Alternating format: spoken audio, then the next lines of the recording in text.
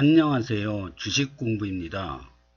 오늘은 새해 처음 개장하는 1월 2일입니다. 올해 처음 개장하는 날인데요. 지금 마이너스 약보합으로 시작하고 있습니다. 새해 첫날 빨간불이냐 파란불이냐가 굉장히 중요한데요. 새해 첫날 빨간불이면 대부분 이렇게 올라가고 파란불이면 대부분 떨어진다고 합니다. 근데 지금 새해 첫날인데 파란불로 떨어지고 있는데요. 떨어지는 게 너무 미미합니다. 0.07%, 0.1도 아니고 0.01. 그러니까 보합 정도 된다고 봅니다. 약보합이죠. 오늘의 제목은 2014년 주식시장 투자 아이디어입니다. 연초에 내가 올해는 어떤 식으로 투자를 할 건가, 이거를 미리 이렇게 잡아놓으면 좋습니다. 근데 이제 이 증권시장은 살아있기 때문에, 죽은 게 아니고 살아있기 때문에 이 주식시장이 어디로 튈지 모릅니다. 어디로. 이게 살아있기 때문에 여기서 이게 쌍봉 치고 내려가는지 쌍바닥 치고 올라갈 건지 그걸 어떻게 알아요? 아무도 모릅니다. 이게 살아있기 때문에 어디로 갈지 몰라요. 그래서 유동적이고 굉장히 맞추는 거는 불가능한데, 그래도 주식시장 한 해 첫날에 어떻게 내가 올해 투자를 할 건가, 이거를 이렇게 생각해 놓으면은 투자에 도움이 됩니다. 그래서 오늘 그거에 대해서 얘기를 해 보겠습니다. 일단 시장 상황을 한번 보겠습니다. 원달러 환율은 오르고 있습니다. 하루에 15원이나 오르네요. 급등하고 있습니다. 유가는 잘 떨어지고 있습니다. 좋습니다. 고객예탁금은 2조 6천억이 빠져나갔습니다. 신용잔고는 592억이 빠져나갔습니다. 돈이 빠져나간다는 건 시장을 안 좋게 보는 사람이 많다는 거죠. 환율 차트를 보겠습니다. 환율 차트 월봉인데요. 환율 차트는 한번 부러지면은 그냥 계속 부러집니다. 그래서 이게 빨간불이 들어서 정고점을 돌파하는 한이 있어도 결국엔 떨어집니다. 그래서 증권시장 바닥은 잡혔다고 봅니다. 저는 바닥은 잡혀서 지금 짝꿍댕이로 올라가고 있습니다. 여기도 보면은 한번 부러졌죠. 그러면 쭉 급락했다가 다시 올라서 정고점을 돌파하더라도 정고점 돌파해서 날아가는 게 아니고 그냥 부러집니다. 이렇게 한번 이렇게 부러지면은 우리나라 주가는 급등을 해죠. 그래서 지금도 이거 부러질랑 말랑 하고 있는데, 부러지면은 우리나라 주가도 급등을 합니다. 그래서 지금 이만큼 내렸으니까 2100에서 현재 2600 아닙니까? 그래서 이만큼 오른 거죠. 떨어지는 만큼 오릅니다. 이렇게 급락을 하면 급등이 나옵니다. 코스피 종합지수 연봉입니다. 떨어지고 있는데 이 차트는 빨간불이 들었네요. 그러니까 어제 미국 지수가 떨어졌으니까 우리나라도 떨어져 출발했다가 올라가나 봅니다. 그러면 이거 보고 개파랑 양봉이라고 그럽니다. 전문 용어로. 개파랑 양봉이 뭐냐? 일봉 보겠습니다. 일봉 보면은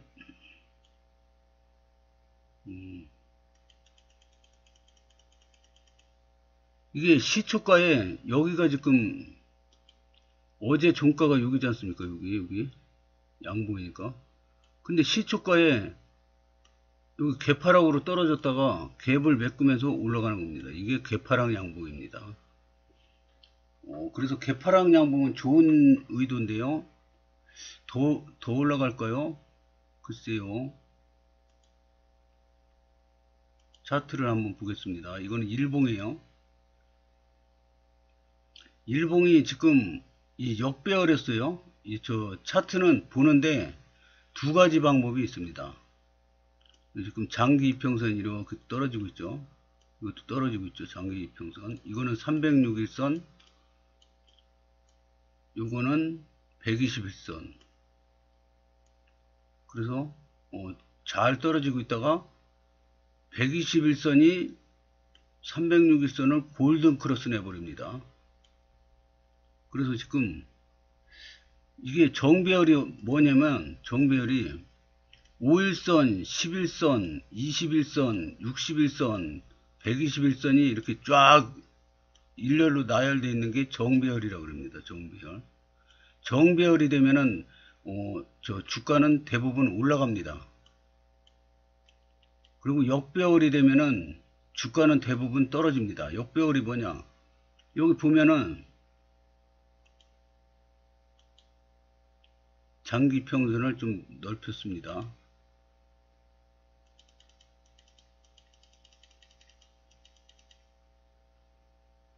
역배열이 뭐냐면 요 밑으로 5일선, 11선, 21선, 요거 61선, 121선, 306일선 거꾸로 됐죠. 아까보다. 이거 역배열입니다. 역배열이 되면은 줄줄줄줄 흘러내립니다. 주식이. 그리고 정배열이 되면은 줄줄줄줄 올라갑니다. 그래서 이 역배열일 때는 장기 투자를 하면 안 됩니다. 하락 추세이기 때문에 추세가 최저점을 연결합니다. 최고점을 연결합니다. 그럼 이게 하락 추세라는 겁니다. 하락 추세. 하락 추세를 뚫어버리면은 이제 추세가 바뀌는 거죠. 횡보 추세나 상승 추세로 바뀝니다. 그래서 이렇게 하락 추세, 역배열일 때는 단기 투자로 너무 급락했을 때 사서 짧게 먹고 빠지고, 또 급락했을 때 사서 짧게 먹고 빠지고, 급락할 때 사서 짧게 먹고 빠집니다. 이게 하락 역배열 추세에서 매매 패턴입니다. 그리고 여기서는 길게, 여기서 만약에 잘 샀어요? 너무 길게 보면 안 됩니다. 그냥 적당히 먹고 이쯤에서 그냥 팔고 빠지는 거죠. 그러면 지금은 뭘까요? 지금은 이게 역배열입니까? 정배열입니까? 이게 조금해서 잘 안 보이죠? 크게 한번 확대해 보겠습니다. 자, 보면은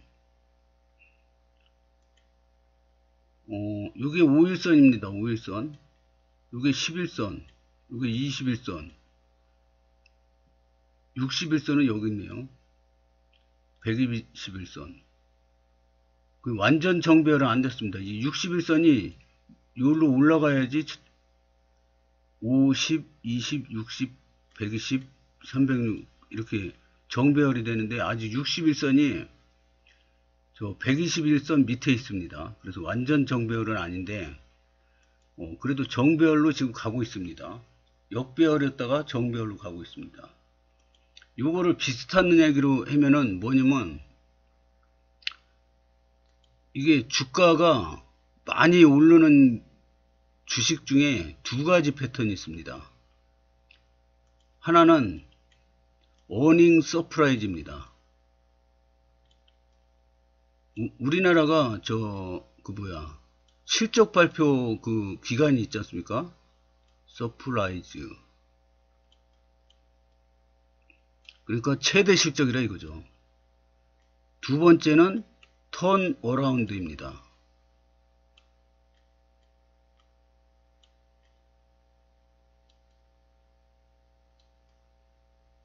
주가 중에 실적으로 가장 많이 오르는 두 가지 패턴이 첫 번째 어닝 서프라이즈, 두 번째 턴 어라운드입니다. 그럼 이걸 어떻게 찾느냐? 그 현재가 창 어디 갔어? 현재가 창에서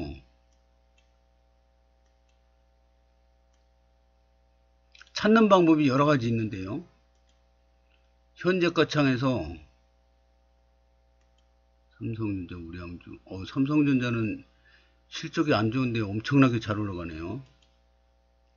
이렇게 현재가 창에서 기 누르면 기업 분석이 나오죠. 뉴스를 딱 누르잖아요. 그럼 이 KB금융에 대한 뉴스만 쫙 나옵니다. 근데 이 KB금융에 대한 뉴스 말고 요 밑에 보면은 종합뉴스가 나옵니다. 종합뉴스. 그럼 여기서 종목뉴스 말고 시사뉴스를 클릭을 해보면은 시사뉴스가 뭐가 있을까요? 한국 폴란드와 군용기 안정성 인증. 이거는 저긴데. 하여튼 여기서 검색해서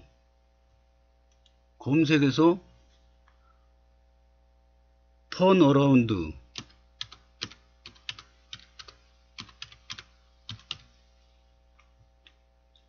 뭐야 안 나오네. 하여튼 뉴스에서 이렇게 검색하는 방법이 있어요.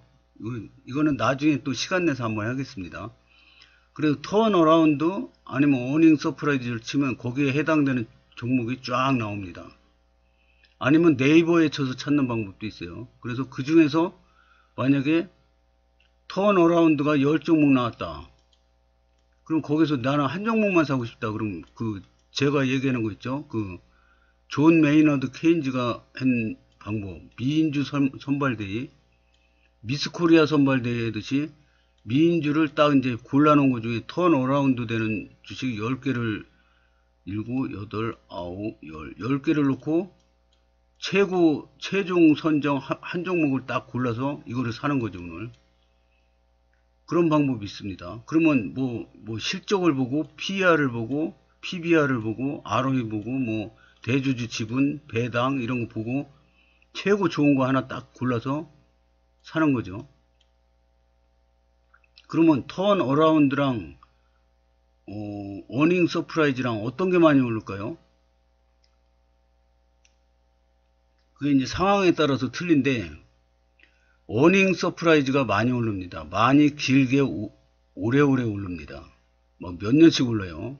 그래서 운 좋으면 막 100배, 200배 막 오릅니다. 근데 저 같은 경우에는 턴 어라운드를 더 좋아합니다. 턴 어라운드는 뭐냐? 적자가 나던 기업이 쭉 계속 떨어져요. 적자 나면 계속 떨어져요. 이게 주식 원리가 뭐냐면 돈을 잘 벌고 회사가 점점 커져요.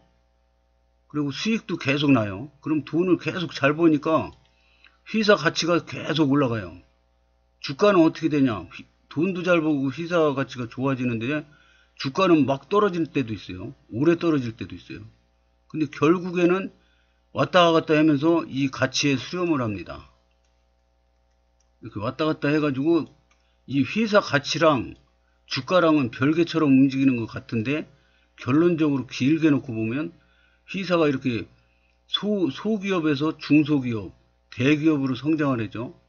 그럼 소기업에서 사서 가만히 묻어둔 사람은 대기업까지 가면은 100배 넘게 올라옵니다. 이런 거 소기업이 대기업이 될 수 있는 가치가 있냐, 이거를 미래 가치를 따질 수 있는 사람이 큰 돈을 버는 거죠. 그러면 올해 돈을 가장 많이 벌 수 있는 회사가 뭐가 있을까요? 내수는 완전 조졌습니다. 우리나라는 내수는 돈 좀 있는 사람들은 다 영끌해가지고 지금 아파트 샀습니다. 그래가지고 은행이자에 허덕이고 있습니다. 영끌해서 산 사람들은 지금 저 경매로 집이 막 넘어갑니다. 지금. 왜냐? 저 은행이자 0.5%에 5억을 대출 받았어요. 근데 지금 은행이자가 얼마입니까? 3.5%죠. 그럼 이게 몇 배입니까? 7배 올랐어요. 7배. 은행이자가 7배가 올랐어요. 그러면 5억에 예를 들어서 100만원 이자를 냈다. 그럼 지금 700만원 내야 돼요. 이자를. 이거 어떻게 버팁니까 이거? 그러니까 그냥 만세 부르고 경매로 그냥 넘기는 거죠. 이거 이자 못 갚습니다. 그러면 은행에서는 어떻게 해요? 경매로 넘겨버립니다. 그래서 경매 나오는 집들이 많이 있을 거라고 봅니다. 그리고 월급은 조금 코딱지만큼 올랐지 물가는 이만큼 올랐어요. 그럼 뭐예요 이거? 월급은 한 1% 올랐는데 물가는 5% 올랐어요. 그러면 4% 마이너스예요. 4% 마이너스. 마이너스 4%. 월급이 줄어드는 효과가 있습니다. 돈 가치는 뚝뚝 떨어지는데 월급은 안 올라요. 그래서 월급이 떨어지는 효과가 있습니다. 그래가지고 이게 쓸 여유가 없어요. 지금 우리나라 그 내수 소비에 소비할 주체가 없어졌어요. 그래서 우리나라 내수 시장은 전망이 없습니다. 지금 특히 오프라인 시장은 전망이 없어요. 왜 그러냐면 지금 저 코로나 때문에 바깥에 나가지를 못하니까 온라인으로 다 구매를 합니다. 그래서 지금 전체 시장의 25%가 온라인이라고 합니다. 25%면 얼마냐면 100조 원이라고 합니다. 100조 원대. 근데 앞으로 5년이 지나잖아요. 그러면 온라인 매출이 60%까지 늘어난다고 합니다. 60%. 그러면 이거 오프라인은 어떻게 되는 겁니까? 이거 완전. 그러니까 진짜 경쟁이 있는 거, 바로 밥 먹는 거, 맛집이라든가 이런 거 아니고 그냥 온라인으로 판매할 수 있는 거 파는 가게들은 조심해야 됩니다. 이거 60%까지 가면은 시장 판도가 바뀝니다. 하여튼 그래서 내수시장 코딱지만한 데다가 인구 고령하고 젊은 사람들이 돈 잘 쓰는데 젊은 사람들은 팍팍 줄어들고 노인네들만 팍팍 올라갑니다. 그러니까 저 한 20년 전에 신혼 때 전철 타면은 출근 시간에 타면 거의 젊은 사람들이었거든요. 한 8, 90%가. 지금은 출근 시간에 전철 타면은 반이 노인네들이 반이. 그러니 젊은 사람들이 없는 거예요, 지금. 그러니까 소비도 안 되죠. 그래서 이 내수 시장은 좀 조심해야 되고요. 그러면 수출을 잘해야 되는데 수출을 잘하려면 우리나라는 넘버원이 뭡니까? 삼성전자 아닙니까? 삼성전자 세계 1위 반도체. 반도체인데 지금 많이 올랐죠. 반도체주들이. 하이닉스 같은 거 올해만 벌써 80% 넘게 올랐어요. 하여튼 그래도 돈 잘 버는 회사가 주도주가 됩니다. 그 해의 주도주. 주도주는 뭐냐? 내릴 때는 찔끔 내리고 올라갈 때 많이 올라갑니다. 그게 주도주죠. 그래서 주도주 잘 잡으면은 팔자가 고칠 수가 있습니다. 올해 주도주 하나 잡았는데 만약에 한 10배 올라갔어요. 그러면 이거 팔자 안 고치겠습니까?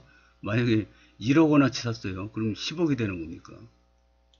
그러면 10억이면 어떻게 되느냐?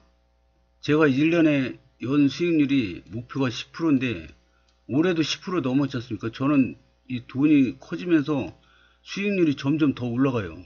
오히려 돈이 작을 때 잘하다가 돈이 커지면은 수익률이 뚝뚝 떨어지거나 막 마이너스 나고 그러는데 저는 여기서 뭐 3, 4% 수익 나다가 5% 수익 나다가 7% 수익 나다가 뭐 10% 수익 나다가 올해는 12%예요.